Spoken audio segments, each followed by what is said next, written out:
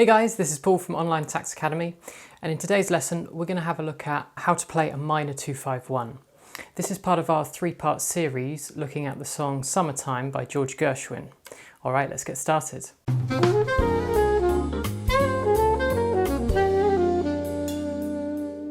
If you're new to the channel, don't forget to hit subscribe so you don't miss out on future lessons as I release a new video each week. So this minor 2-5-1 appears in bars 7 and 8 in the chord sequence, where we have one bar of each chord, and it also appears at the end as well in the last line, where we just have 2 beats of each chord.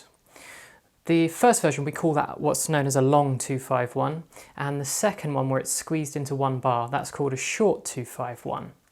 Now, it's called a 2-5-1 because the first chord is a C sharp half diminished. We're in the key of B minor here for alto saxophones, and I'll be talking in reference to alto sax key for now. But all of these materials are available for tenor saxophones as well in the download below. Now the next chord, F sharp 7, you may see F sharp 7 flat 9, you might see F sharp 7 flat 13, you might even see F sharp 7 ALT, which is short for altered. All of these chords indicate that we're probably going to resolve onto a minor chord. And that's because this F sharp 7 flat 9, that's what we'll put today, is the 5th chord from B minor. So that's where these chords come from. Now, to approach improvising over this, first of all, you can just take the chord tones.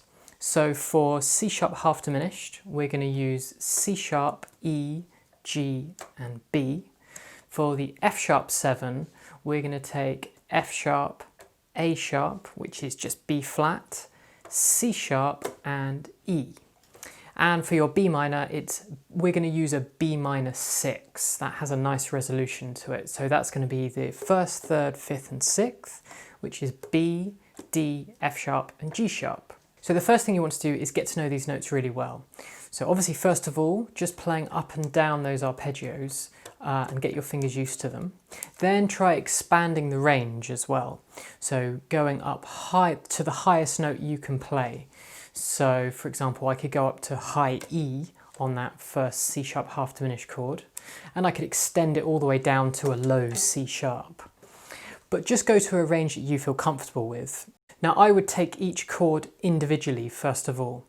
So here's an example of me improvising around with just the chord tones of C sharp half diminished, and it's just going to be an ongoing loop. There's no other chords, and one rule I am putting onto myself is that I can only move to the note that's next door.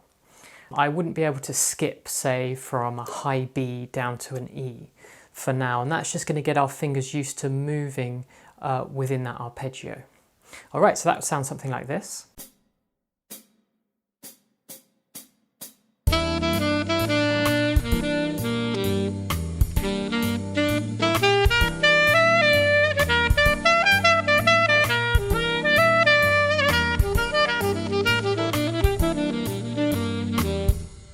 Now I could do the same technique for the other 2 chords as well. I'll give you another example now with what you could do on the F sharp 7 chord.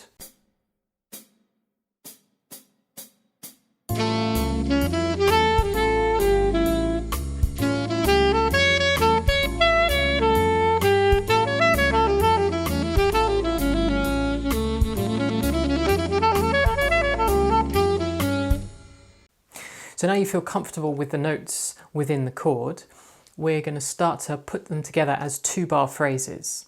Now in the song it's just 1 bar of each chord, but before we jump to that level, we're going to start with 2 bars of each chord. So 2 bars C sharp half diminished, 2 bars F sharp 7 flat 9, and we're actually going to end with 4 bars B minor. And we're going to loop around that. So I'll give you an example of how you can improvise with these chord tones. All you need to do is change your set of notes as the chord changes.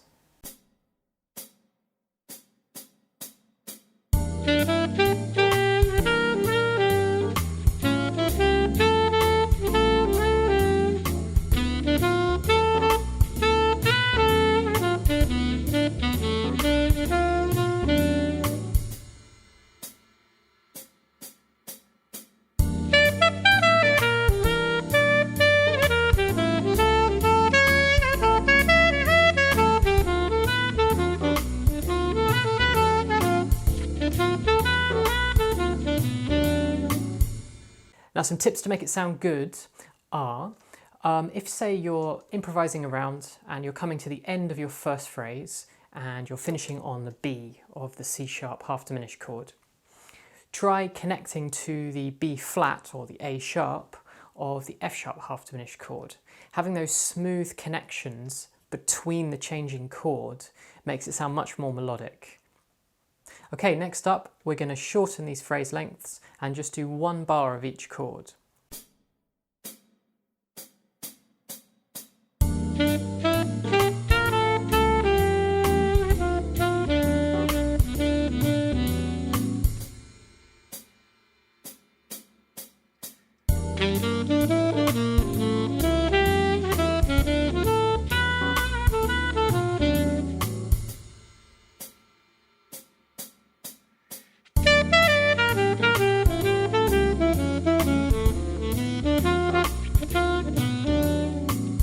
Now, once you feel really comfortable outlining the chord tones within each chord, you can then slowly start to introduce some of the more diatonic, which just means scale notes.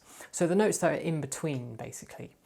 So I would start with, for example, adding in the F sharp that happens between the E and the G on your first chord, and maybe adding in something like a D natural, passing between the C sharp and the E on the F sharp 7 chord. Take this slowly and don't add in all the passing tones at once. So here's an example. I'm going to highlight the passing notes I'm using for each chord so you can see what I'm doing.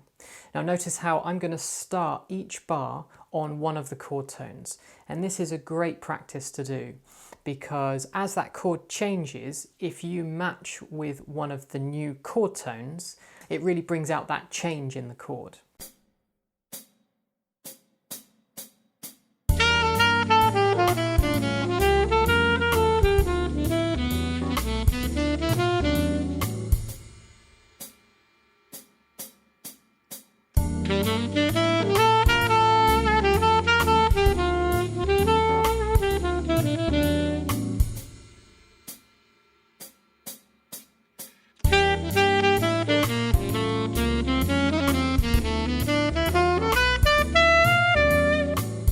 Okay, everything I've played today is available as a PDF that you can download, linked in the description below, and that is for both alto and tenor sax.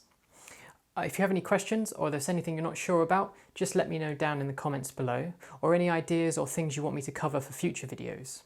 Alright, I'll see you guys next week.